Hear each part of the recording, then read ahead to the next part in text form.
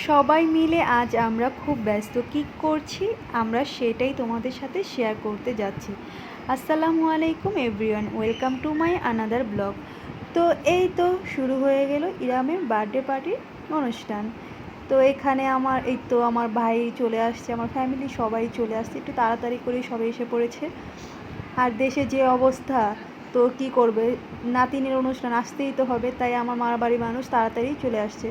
আর সেই দিনের দিনটাও ছিল খুব ভয়াবহ। এই তো বাচ্চাকে নিয়ে এসে পড়লাম, ও এসে পড়লো, ওকে ড্রেস পরানো হবে, রেডি করানো, তো একদমই কান্না করতেছে, কি করবে, ড্রেসই পরতে চায় না, কোনো জামা কাপড়ই পরবো না। তারপরও এই তো সবাই মিলে জোর জবরদস্তি করে ড্রেস পরাম। এই তো আমার হ্যানা ফুপা মামা, মানে আমার ফুপু শাশুড়ি, ওনারা চলে আসছে। আর এই তো ইরামকে এখন ড্রেস পরানোর জন্য আমরা সবাই খুব জোর করতেছে, এখানে ও প্রচুর কান্না করতেছে, ওই মানুষ দেখলে খুব ভয় পাওয়া যায়, কি করব। তারপরও কিছু করার নাই, রেডি করতে হবে, আর একটা স্পেশাল দিন, এই দিনটাতে তো থাকবে সারা জীবন, সবাই আবার দেখতে পারবো ছোটোবেলার প্রথম এই জন্মদিন। আল্লাহর কাছে লাখ লাখ শুক্রিয়া, আমি আমার মেয়ে সন্তান পেয়েছি, এর থেকে আর খুশির কী আছে জীবনে। মা হওয়ার সুখটাই তো সব কিছু, তাই না? আর এই দিনটার জন্য অপেক্ষা করছি।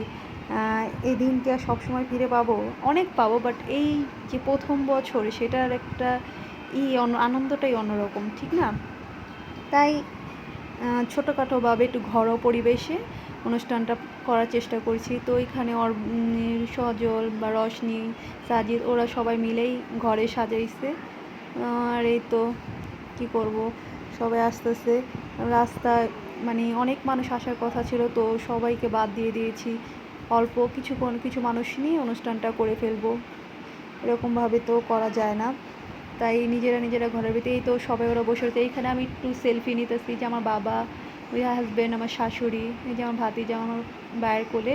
এই তো কেক এসে পড়লো, আমার হাজব্যান্ড কেক নিয়ে এসে পড়ছে, কালকে তো দেখতেই পারছো আমি কেকের জন্য গেছিলাম। তো আমি একটু ঢং করলাম, আবার একটু আমার ননাসে ভিডিওটা নিতেছে, তাই একটু আমি ঢং করতেছি যে আমার। আর এই তো এখানে আমার মেয়েটা খুব কান্না করতেছিল, তাই ওর ফুপুর কাছে যে এখন শান্ত। দেখো আমার মেয়েটাকে বাটারফ্লাই ড্রেস দিয়ে পরছে, হাতে জাদুর লাঠিটা নিয়ে করতেছে, তারপর কান্না করতেছে। একটু গান শোনার পর আবার মাথাটাকে এই যে ঝুঁকানি শুরু করে দিল, মানে ওর একটু না একটু মানে ওর মাথা ঝুঁকাইতে হবে। আর যদিও আমি আমার মেয়ের ভিডিও ছবি কোনোটাই আমি ফেসবুকে দিই না ইমোজি ছাড়া, তাও দিলাম ক্যামেরা বন্দি করার জন্য। এই তো আমার গ্যাং পার্টি নিয়ে আমি দাঁড়িয়ে গেলাম, বিচ্ছু বাহিনী যা আছে ছোট বেবিদের নিয়ে, সবাইকে নিয়ে, বাচ্চাটাকে যাতে না ভয় পাবো বাচ্চা দেখলে। তারপরও তো আমার মেয়ে চিল্লাচিল্লি কান্নাকাটি, কী করবো, কিছু তো শুরু করেই দেবে। তারপরও কি করব, ওকে নিয়ে তো দাঁড়াইতে হইব, ওইখানে থাকতেই চাইতেছে। তো ওর জন্মদিনটা কিন্তু ছিল 19শে জুলাই, ঠিক।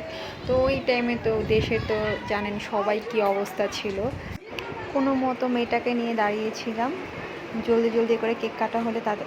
এই দেখো এদিকে ক্যান্ডেলের ভিতরে হাত দিয়ে দিতে নিছে আমার ভাতিজা, কি একটা অবস্থা না, বাচ্চা পোলাপান যেটা দেখবো ওটার ভিতরে হাত দেবে, ওদের তো কিছু ধরে রাখা যায় না। হলো এই তো কেক কাটাকাটি শুরু হয়ে গেল, কেক কাটতে কাটতে আমার মেয়ের কান্নাও শুরু হয়ে গেল। কি করার, কিছু করার আছে, কিচ্ছু করার নেই। ওই কোনারের ভিতরে সাজিয়ে, এটা আমার হাজব্যান্ডে।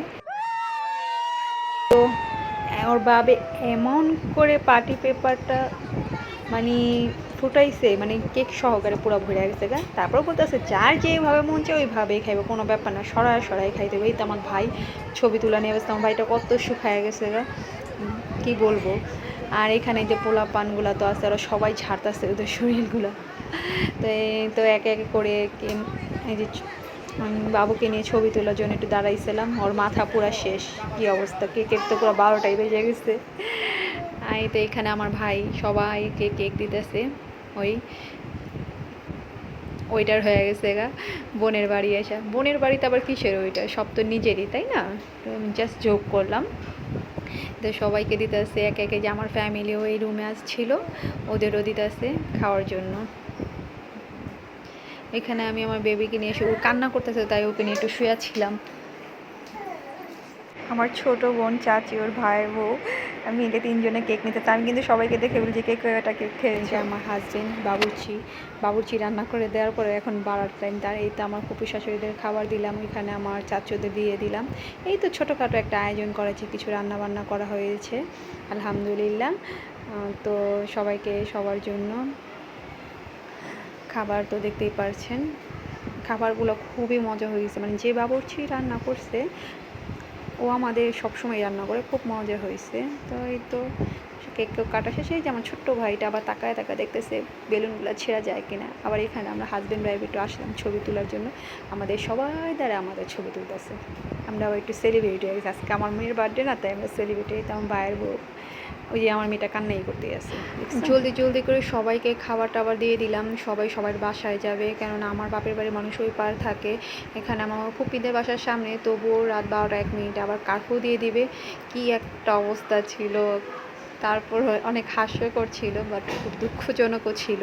তারপরও সুন্দরভাবে আলহামদুলিল্লাহ হয়ে গেছে মেয়ের বার্থডেটা। সবাই আমার মেয়ের জন্য দোয়া করবে। এই তো আমার ফ্যামিলির মানুষ এখন চলে যাবে, তারা বাই বলতেছে, আমাকেও বলতেছে কবে যাবা তুমি বাসায় বলো। আমি বলছি ইনশাল্লাহ যাবো।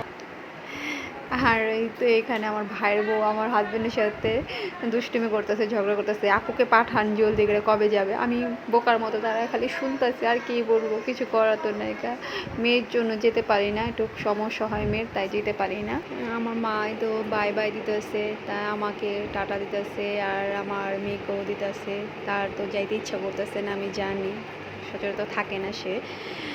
আর সব থেকে সবাইকে মিস করতেছি। আমার এক ফুপু শাশুড়ি আসার কথা ছিল, সে আসেনি। আর সবচেয়ে বড় কথা, আমার ননাসকে তো অনেক অনেক মিস করছি। একটা ভাতিজি, সেটাও আসতে পারলো না এই সমস্যার জন্য। আর এই তো এখানে আমার ছোট্ট পরীটা বসে রইলো ওনার দাদার সাথে। দাদার সাথে সে খুব হ্যাপি আছে, এখন তো কেউ নেই, তাই সে খুব ভালো আছে।